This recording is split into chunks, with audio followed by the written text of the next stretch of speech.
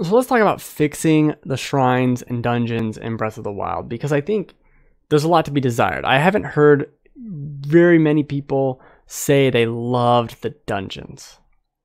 I've heard people say they loved the shrines. And I'm not going to necessarily disagree with that. I think there are too many shrines, and I think if we gave the game, we're going to change a lot of things here, right? I think if we gave the game 30 shrines, and we took the other 90, and we combined them all down into 8 discrete dungeons, we have something there. We combine them into these divine beasts that are no longer divine beasts, because that's a little contrived, but whatever. We make them into these 8 giant super dungeons made out of the puzzles that already exist in the game. They already made these puzzles. They already made a bunch of ones that are like, these are themed about wind, these are themed around fire, these are water ones, these are fire and water. Like, they're already kind of themed in their own way, and you could combine them all together into this dungeon experience that's just like this 3-hour dungeon puzzle with keys, and you're going different ways. And that's what I want to see. That's what I would like to have seen here, because they expanded the world and they made it so big, and then they filled it with little peppered bites, but never a full meal of the dungeons that you get in other Zelda games. And it's very disappointing to me that I didn't get a new classic dungeon from this game. I mean, along the lines of a spirit temple, or a forest temple, or any temple. There's nothing even close to that in this game. And I think reducing the map size a little bit to compensate for not having all those shrines everywhere, and having large land masses of the dungeons that you can go into from one direction, and not like the band or boy band or what group boy thing. And it's all the shrine puzzles. And then there's the minor tests of strength. And they have the bosses at the end, which I forgot to talk about in my review. The bosses are forgettable too, but they're pretty cool. Overall, not super amazing. Anyway, here's what I have. I wrote out what I think we can fix these shrines. We can make them better. Okay, so there's 8 dungeons here. But we're going to section them off, because 4 of them are the main dungeons. 4 of them are like the ones we have here, the divine beasts. Okay? And each of these 4 has an item to get inside. Now, the item is the blessing of the sage associated with that area, in the same way we have here. Daruk's protection, or whatever. He's the sage of that dungeon. Okay? And that's an item you'd get, just like in other Zelda games. You'd get it about halfway through the dungeon, and you'd use it throughout the rest of the dungeon. Now, where this changes is in the overworld, in this exploration, whatever, all of these powers, these 4 abilities you'd get in the dungeons, work exactly how they work in Breath of the Wild. Once you beat that dungeon, you unlock Daruk's protection. You have 3 like free hits in the overworld map before it has to recharge. In the dungeon itself, the powers are enhanced, and they work kind of permanently in that dungeon. This is because, and we can write it into the fiction, this is because the sage's power is at its peak in the dungeon itself. So let me go here. So we have the lightning AoE attack, okay, which we know how that works. In the game, you charge up your slice to another level, and then it's just a giant lightning, everything in the area gets hit. Perfect, fine. That's how that would work in the overworld. In the dungeon, once you unlock it, now you have a super powerful attack. They can destroy certain walls, maybe bend metal in weird ways. You could hit kinetic objects that are like super large immediately without having to stasis them.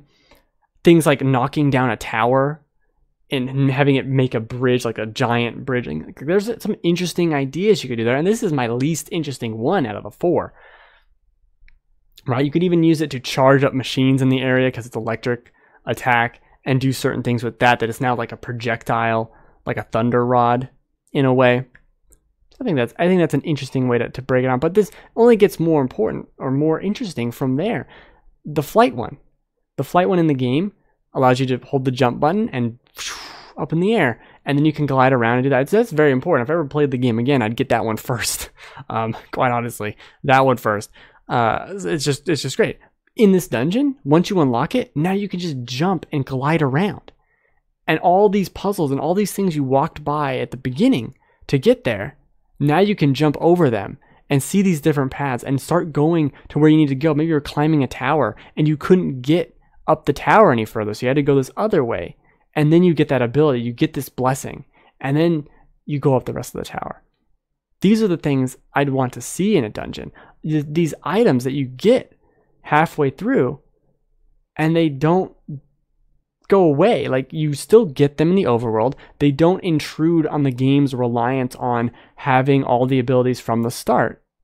You wouldn't need them in the other dungeons. And in fact, you could have some in-game fiction where it disables them. It disables all the other divine whatevers, sages, protection in the other dungeon, just for the sake of whatever. I'm fine with that. Because then we get to things like Daruk's protection with the shield. It's the only one I remember the name of because I can clearly hear him say it. It'd be in this volcano, right? And you're walking around all this lava and you can't get through this. There's this door that's just covered in lava, like a lava waterfall. And you'd get Daruk's protection. And in the dungeon, you'd be able to walk on lava, walk right through it, and have all these weird, interesting combat encounters where you're now swimming in lava and doing all these things you would never normally be able to do because of this blessing. And I think that, coupled with the idea that, oh, you have the ability to make ice pillars, you have the ability to stop objects, and now you can do things like, think about this, a molten rock. Like, you couldn't do anything with the molten rock. Maybe you could stop it and get out of the way. But now that you have the ability to touch it, you could freeze it, jump onto it, and now you won't take damage and climb around it. That's how you got around a puzzle, because you have that new ability only in the dungeon. Super, that's off the top of my head. There are so many great ideas to do with this, combined with the shrines that they already made puzzles for. And then we get to the last one, which revives you. The last spirit here revives you when you die. Now, in this, it would be a little different. When you'd fall in battle, in this new version of the game, in the overworld, a doll Link would just like, and you'd still be alive. Like, it'd separate you off, and you'd be okay, right? It'd be like the doll died. It took the fatal blow for you, and here you are. But in the dungeon, you'd be able to do that at will. So you could still die in the dungeon in kind of the same way you could, but you could just have your little Link doll, bloop it, have it press a switch, and you run over there. Kind of in the same way you can play Triforce Heroes in single player, and just move around your character, then move around the other one, and move around the other one. Those ideas work really well. They've been seen in Wind Waker, in the fucking tower that I never remember. I can't remember anything. I don't even know why I try to remember names of things. It's in Wind Waker, and it's in Twilight Princess. So it's the one dungeon where you climb up the tower, get a little guy, and then you guide him all the way back down. They've done this before, and it's worked super well, but they didn't even, they just completely forgo all of that. And I think it's to the game's detriment, because these simple, kind of like, I just spitballing with these ideas, I wrote them down so I have them here. They all have incredible interplay with the main 4 abilities. It is 4, right? Bombs, stasis, ice, magnesis. Yeah, it's 4. They have things you can do with that. And they all go back into the overworld in the same way they did before, but they make the dungeons unique and special. And because they're larger, because we got rid of all the other extra superfluous shrines, there's something more there. It's so much more impactful. I'll remember these dungeons. I'll remember these hours-long treks in the same way I remembered finding the beach and then finding the jungle along the side of the beach. I'm not going to remember the dungeon. I'm not going to remember the elephant. I can barely remember. I'm like, what did you even do there? I guess you moved it, and like, okay, you moved its, you moved it around. I don't want to spoil anything, even though I guess anyone watching this, you moved its trunk around. And you solved like 2 or 3 puzzles with that, but is that really that great? That amazing? Did we really get anything there? Is that memorable? Is that a Zelda?